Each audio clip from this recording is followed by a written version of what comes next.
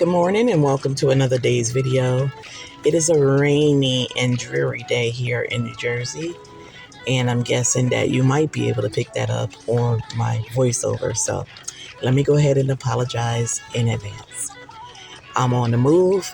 It is a few days before Thanksgiving, and guys, I'm so dedicated to this that I am recording everywhere. If you are new on the channel, thank you so much for stopping by. I appreciate having you.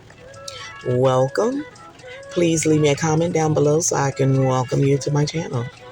And while you're here, I ask that you share me out with your family and friends, as well as on your other social media platforms.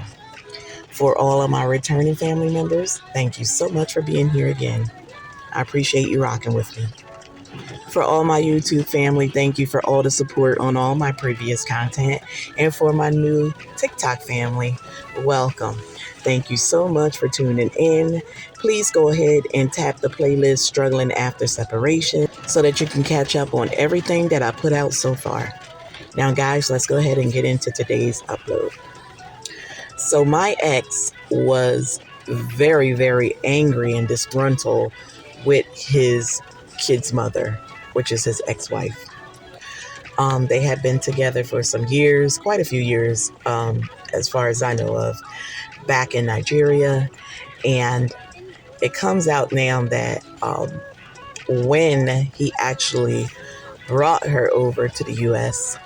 with him, and let me just back that up a little bit. I found out the way that everything went once we went to the interview for our first green card, for his 2 years green card. We were already married at this point, and our appointment came up approximately 1 year after we were already married.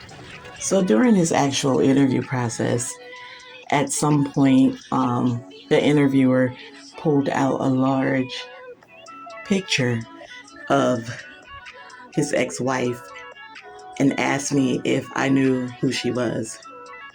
I immediately identified her and told them exactly who she was, and then they went on into more questioning. And basically it was, why would I marry him if he had already had children with this woman? Which was very simple to me, but you get it, right? I told you guys that the immigration process was very, very invasive. They would ask questions like, where is the trash can located in your kitchen?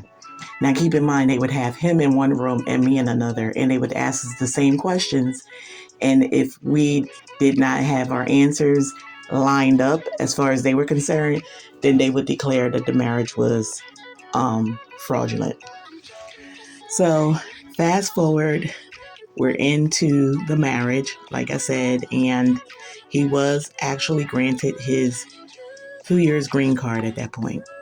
So we were good to go for another 2 years before we were called in for a second interview to get his 10 years green card. In the meantime, all of this stuff was going on, unbeknownst to me. So there was times that he was back and forth to New York to visit and or pick up his children and bring them back to our home for the weekend or however long they were visiting, depending on if it was like a holiday or the summer. So he was back and forth, and every time he came back to the home, he kept telling me that there were incidents with his children's mother. I was never able to go with him to New York, not on one single occasion, because keep in mind, guys, this was during the pandemic. And then also, I have all the babies that I have at home myself, and the fact that we are foster parents, or we were, because I am now. So this went on like that every single time this man went to New York. He came back to me with a story. There was one time when he said that she jumped out and tried to fight him, and he never touched her, never did anything, and she ended up calling the police and saying that he was trying to take the children and that he hit her. Now, he said that the children witnessed it as well as one of her neighbors.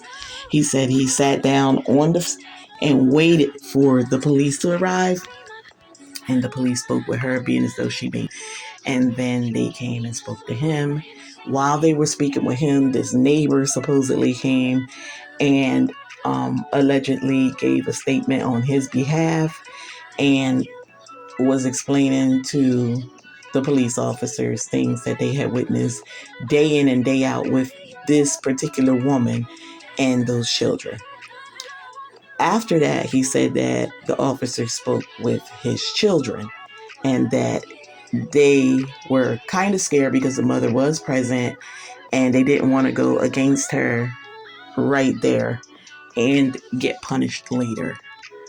And so, he kept going over to New York to visit with his kids.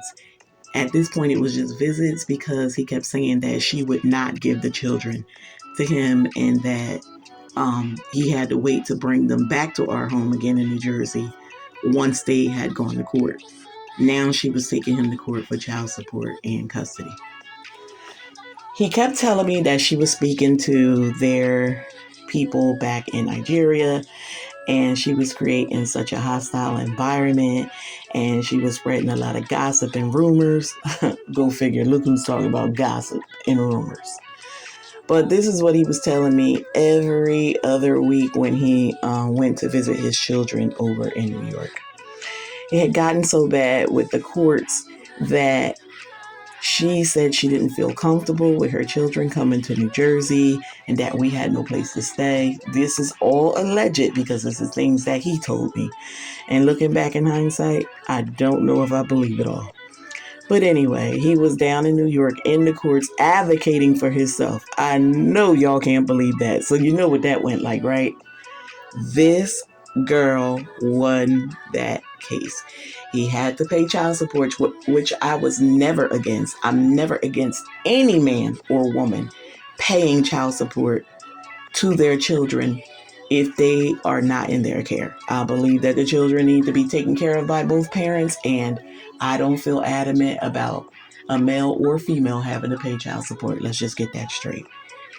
So I told him to allow them to take it directly out of his pay so that he could never fall behind and get into any financial struggle on my end, okay? Because that was already monies that we weren't accounting for in our household anymore. So that's exactly what we did. I filled out all the paperwork and told them to take it right out of his paycheck.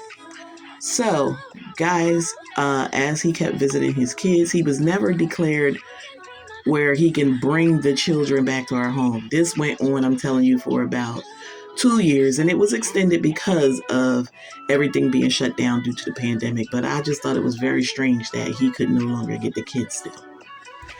Anyway, moving right along, he came home and he asked me to call the asylum and report that this woman came into the country illegally because she filed a false asylum claim in order to stay in the U.S., saying that her daughter would be circumcised. Looking back now, I think that's when he started to load his gun towards me.